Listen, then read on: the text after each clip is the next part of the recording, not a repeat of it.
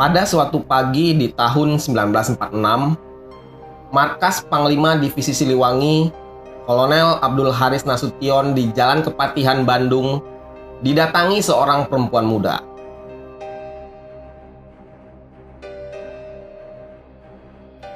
Perempuan itu datang dengan menunggang kuda.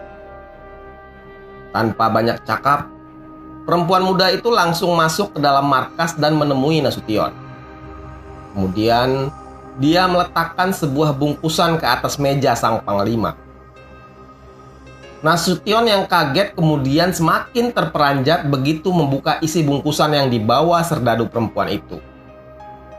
Di dalam bungkusan itu, nampak sepenggal kepala perwira muda Gurkha yang masih segar, lengkap dengan pita-pita tanda kepangkatannya.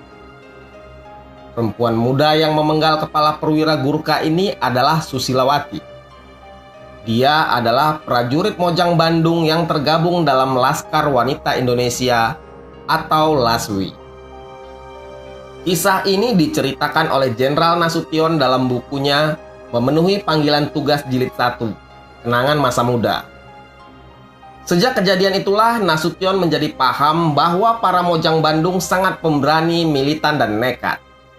Sebelumnya, para pejuang di Bandung sempat jengah dan meremehkan kehadiran para laskar perempuan yang ikut bertempur di medan perang.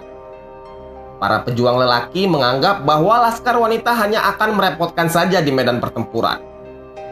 Tapi, Susilawati membuktikan bahwa LASWI mampu bertempur dengan ganas, bahkan bisa mengalahkan pasukan Gurkha, tentara bayaran yang di dunia terkenal sangat kuat, sadis, dan tak kenal takut itu.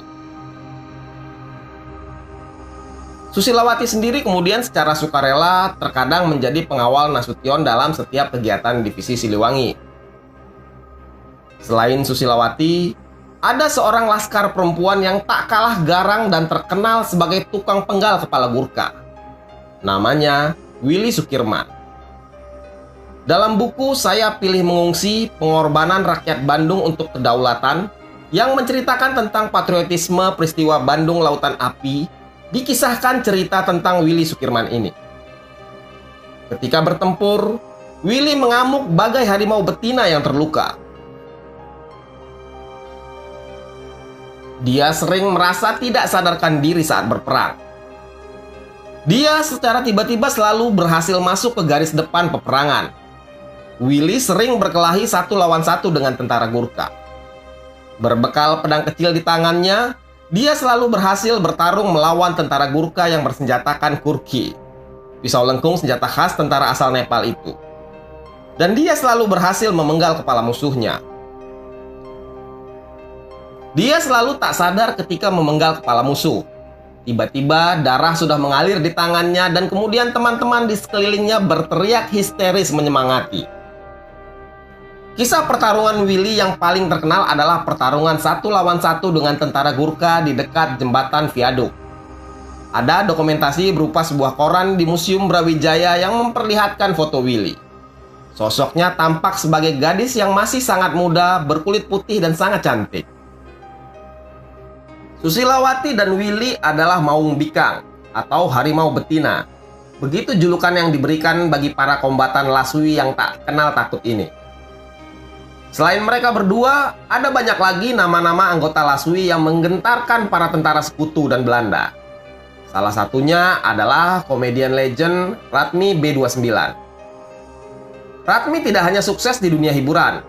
Sebelum terjun ke dunia hiburan, dia adalah seorang petempur yang tergabung dalam LASWI di Batalion D, Brigade 16 Citarum, Jawa Barat. Pangkatnya Sersan II.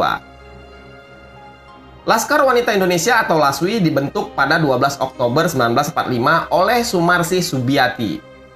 Anggotanya terdiri dari para gadis remaja yang sebagian besar adalah pelajar, juga ibu rumah tangga dan para janda.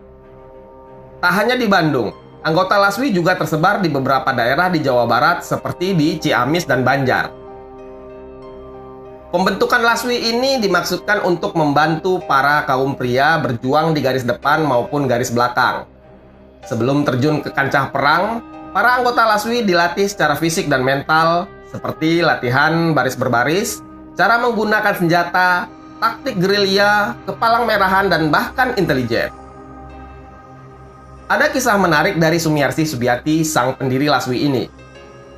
Pada suatu hari, tanggal 17 Desember 1945, saat Kongres pertama Perwari, Persatuan Wanita Indonesia, terjadi perdebatan dan saling lempar argumen di antara para anggota Perwari.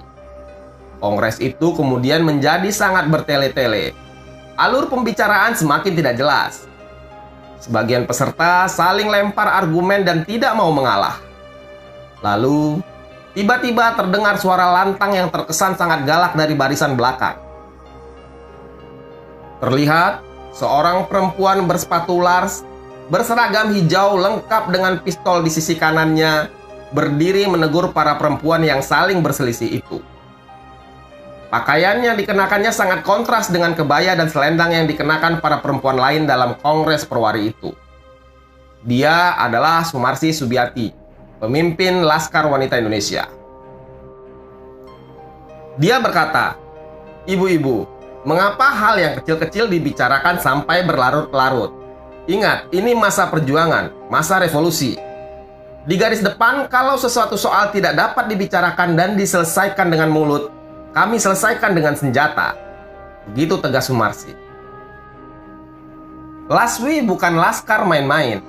Para anggota LASWI adalah laskar yang terdiri dari para mojang Bandung yang terkenal sangat militan dan pemberani dalam pertempuran melawan Nika dan sekutu. Ini adalah foto yang diambil oleh fotografer pejuang Frans Mendur. Dalam foto ini nampak seorang perempuan muda yang cantik dengan kepang 2 di rambutnya, memegang senapan, duduk di atas jeep rampasan dari sekutu. Dia adalah salah satu maung bikang anggota LASWI. Namanya Tuti Amir Kartabrata. Tuti adalah kader militer Husin Wangsaat Maja, instruktur militer TKR di Bandung. Kelak, Husein menjabat sebagai wali kota Bandung periode 1978-1983. Saat itu usia Tuti baru 15 tahun. Di mana-mana, anak-anak muda mengangkat senjata dan pekik merdeka kerap terdengar setiap saat di sudut-sudut kota Bandung. Gema proklamasi kemerdekaan Republik Indonesia pada 17 Agustus 1945 telah membangkitkan semangat revolusi pemuda-pemudi di Bandung. Berbekal semangat perjuangan itu, Tuti ingin bergabung dalam perjuangan melawan sekutu.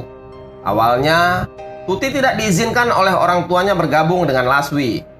Tapi dia pergi diam-diam kemudian bergabung dengan laskar pimpinan Sumarsi Subiati itu. Dan akhirnya, sang komandan mengetahuinya. Tuti lalu diperintahkan oleh Sumarsi untuk pulang meminta izin kepada orang tuanya. Dengan ditemani Nani Sumarni, salah satu kawannya yang sudah resmi menjadi anggota LASWI, Tuti kemudian menemui orang tuanya untuk kembali meminta izin.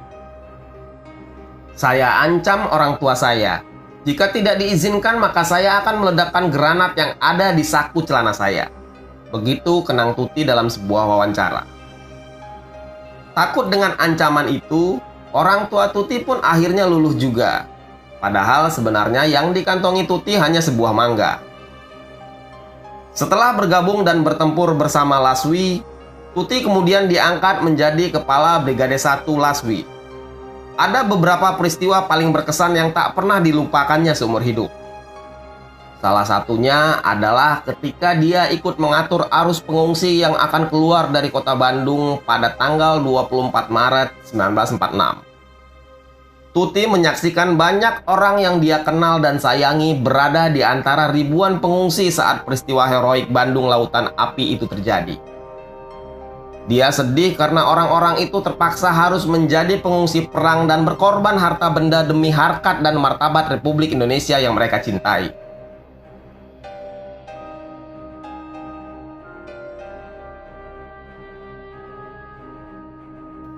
Sosok Tuti sendiri kemudian dijadikan inspirasi oleh Pematung Sunaryo, seorang pematung kota Bandung alumnus seni rupa ITB.